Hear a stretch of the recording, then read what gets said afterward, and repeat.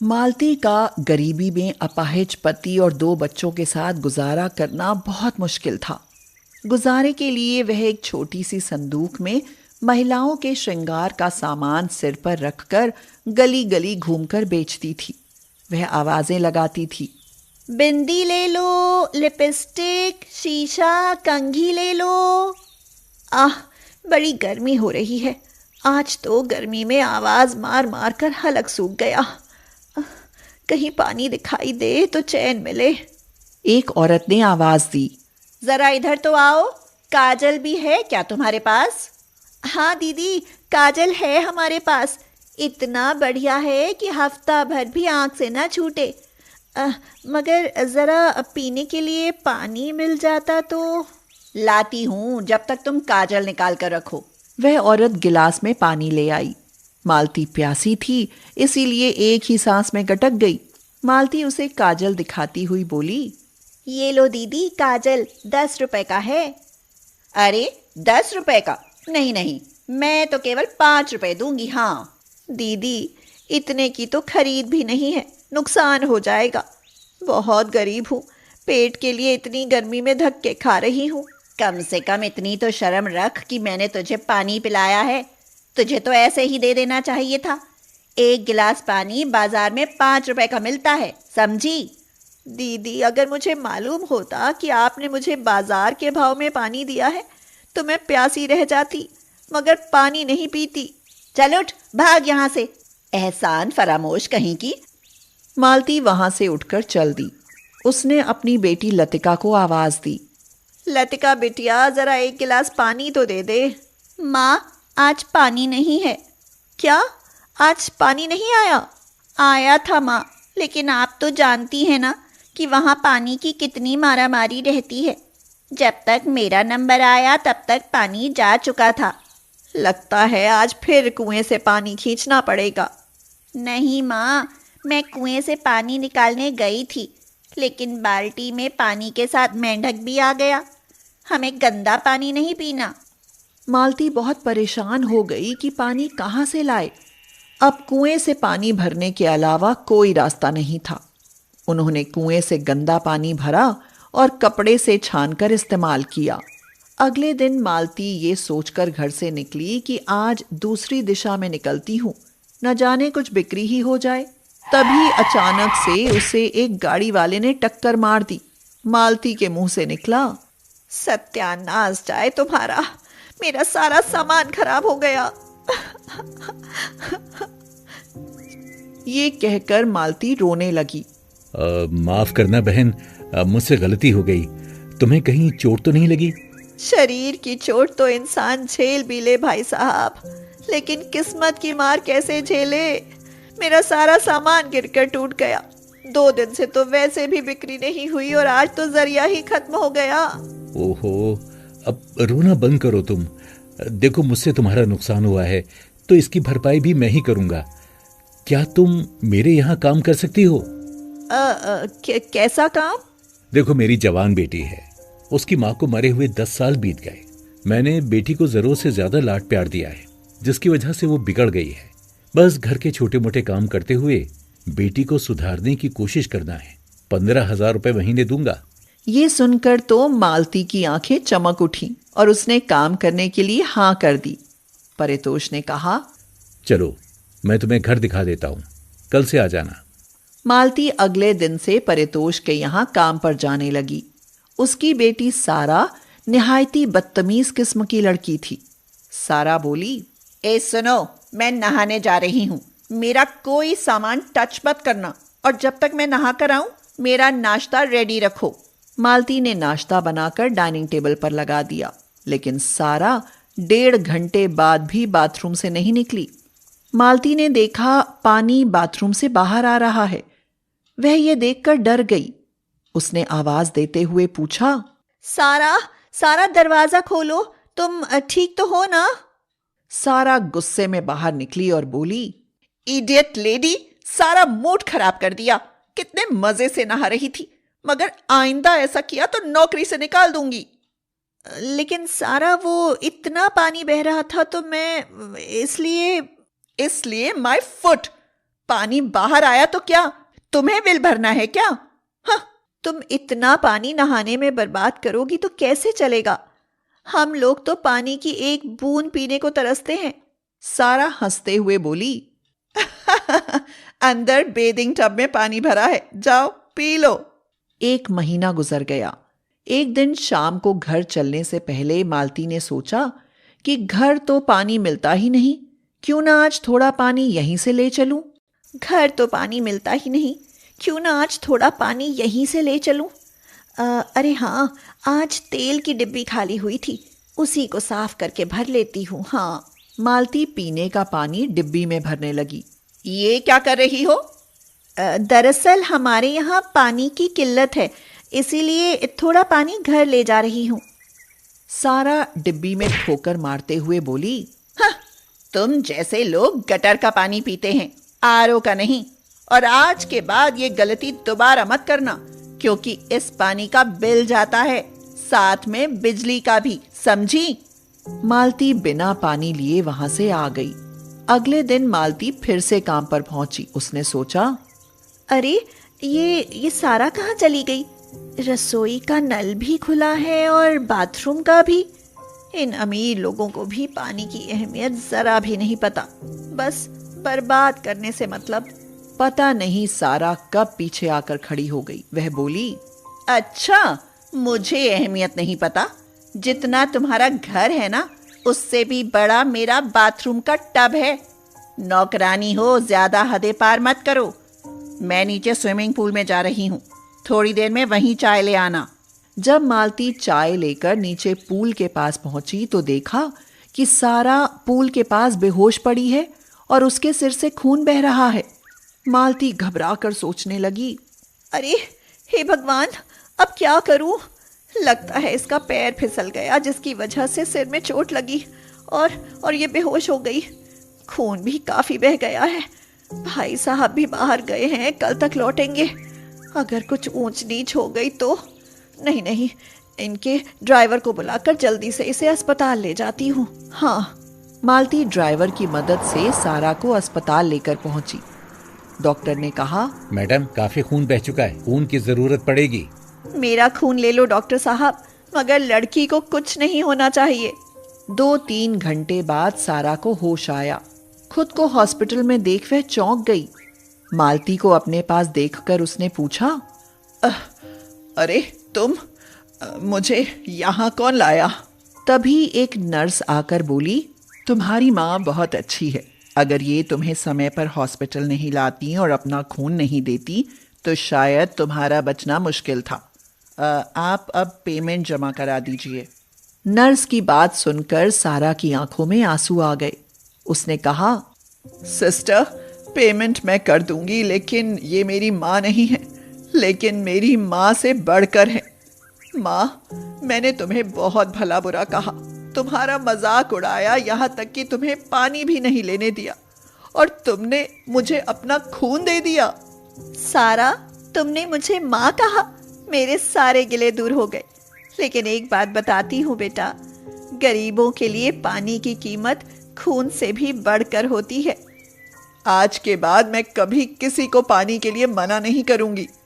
बेटी, मना करना या मत करना, लेकिन पानी बर्बाद मत करना।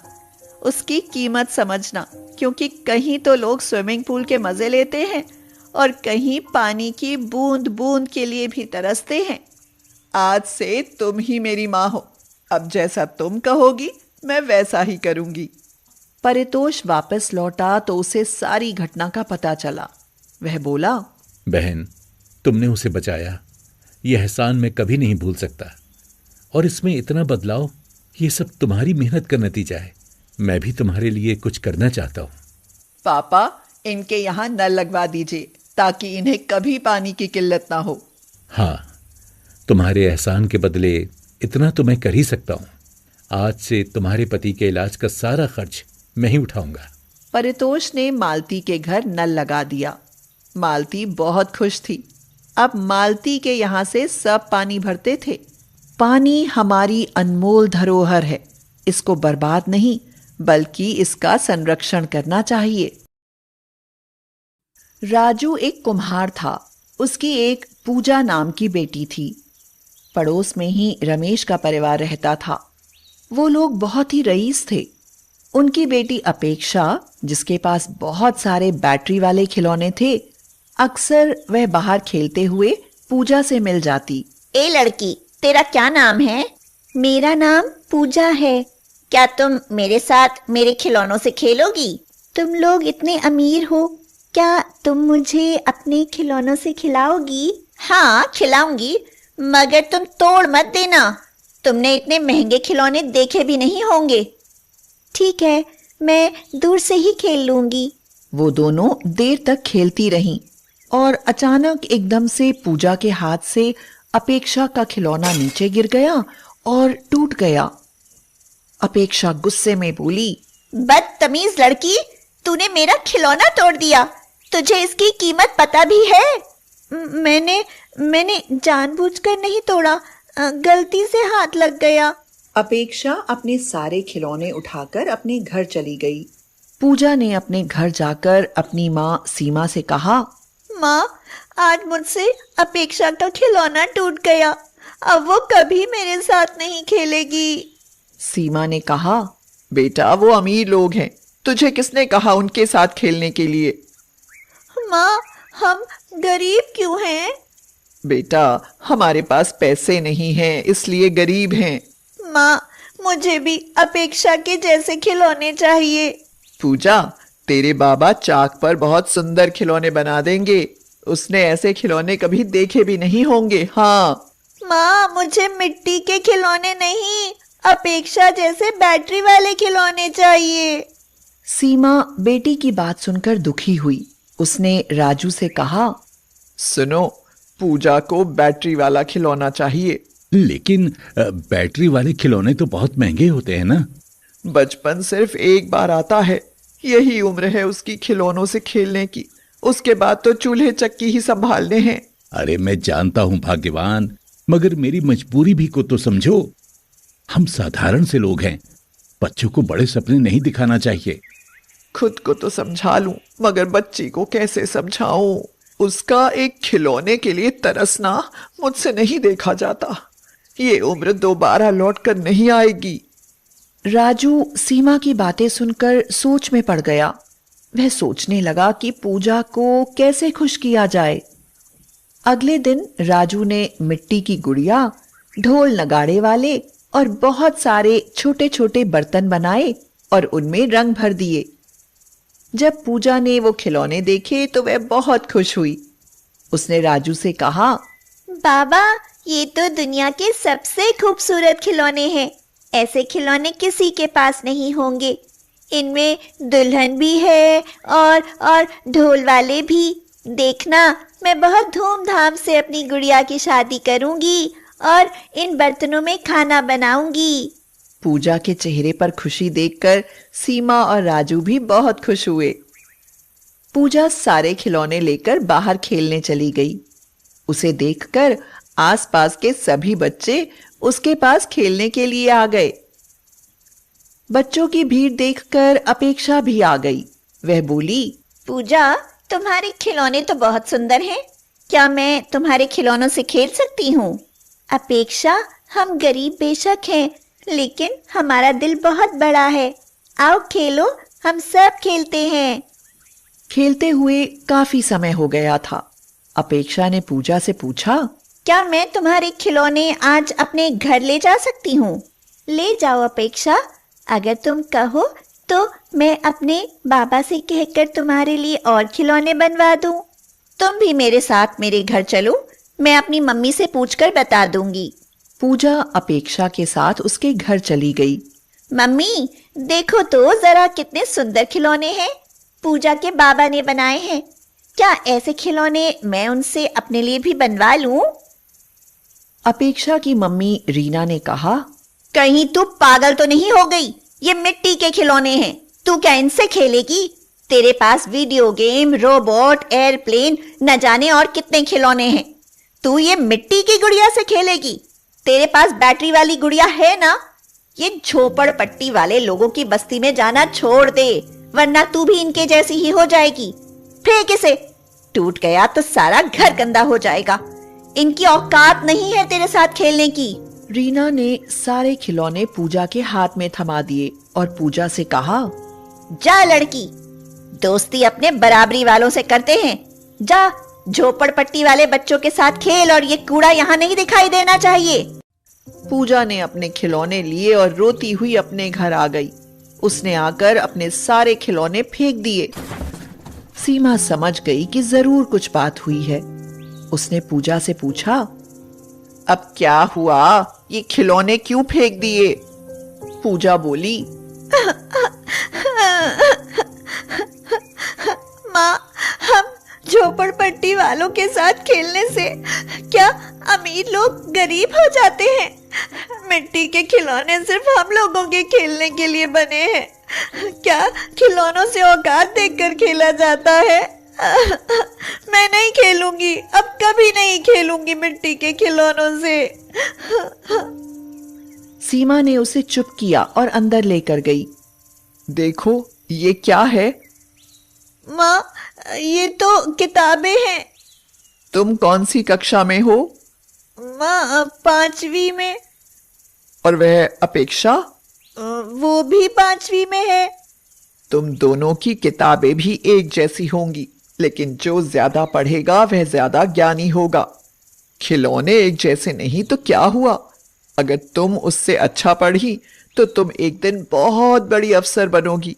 खिलौनों का क्या है, किसी के पास अच्छे हैं या बुरे, एक दिन टूटना सबको ही है। फिर दिल में दूसरे के खिलौने के लिए कैसा मोह हो। आप सही कहती हो माँ, एक दिन तो सब खिलौने टूट जाते हैं। मैं अब कभी अपेक्षा के खिलौनों की तरफ नहीं देखूंगी और हाँ, मेहनत करके खूब पढ़ूंगी लिखूंगी। समय बीतता गया। पूजा के बाबा मिट्टी के खिलौने बनाकर बेचने लगे, जिनकी मांग बहुत ज्यादा बढ़ने लगी। अपेक्षा पूरे दिन वीडियो गेम और फोन में गेम खेलती रहती थी, जिसके कारण वह पढ़ नहीं पाती थी। और पूजा, जिसने पढ़ना ही अपना लक्ष्य बना रखा था, वह पढ़ लिखकर डॉक्टर बन गई। एक दिन किसी गांव में कैंप लगा हुआ था, जहां डॉक्टर फ्री चेकअप कर रहे थे। वहीं पूजा की मुलाकात अपेक्षा से हुई। अपेक्षा, तुम? अरे वाह, तुम तो डॉक्टर बन गई। हाँ अपेक्षा, लेकिन तुम यहाँ गरीबों की बस्ती में क्या कर रही हो? पूजा, यहाँ गरीबों की बस्ती में ही मेरा घर है। लेकिन ऐसे कैसे? महंगे खिलौनों के शौक ने मेरा ध्यान पढ़ाई से हटा दिया। मैं हर साल फेल होने लगी, जिसके कारण मैं पढ़ नहीं पाई। कम पढ़ने की वजह से कोई अच्छा लड़का नहीं मिला, जिसके कारण पापा ने मेरी शादी यहाँ सुधीर से कर दी। लेकिन तुम तो इतनी गरीब थी पूजा, फिर डॉक्टर कैसे बन गई? एक खिलौने की चाह ने तुम्हें मेरी दोस्त बनाया। उस दिन याद है जब तुम मेरे मिट्टी के खिलौने लेकर अपने घर गई थी? तुम्हारी मम्मी ने मुझे मेरी औकात याद दिलाई थी। उसी दिन मैंने फैसला कर लिया था कि मुझे पढ़ लिख कर कुछ बनना है। तब मेरे पास भी महंगे खिलौने होंगे। अब मेरे पास पैसा है, लेकिन खिलौनों से खेलने की उम्र निकल गई। लेकिन मैं अब अपने जैसे उन बच्चों को महंगे खिलौने गिफ्ट करती हूँ, जिनके पास खेलने के लिए कपड़े की गुड़िया और कागज के जहाज के अलावा कुछ नहीं है। मुझे माफ कर दो पूजा, महंगे खिलौनों के घमंड ने मुझे अंधा कर दिया था। मम्मी ने भी तुम्हारी बेइज्जती करी, आज उसी का नतीजा मैं भुगत रही हूँ। पूजा ने अपेक्षा को गले लगाते हुए कहा, नहीं अपेक्षा, माफी मत मांगो।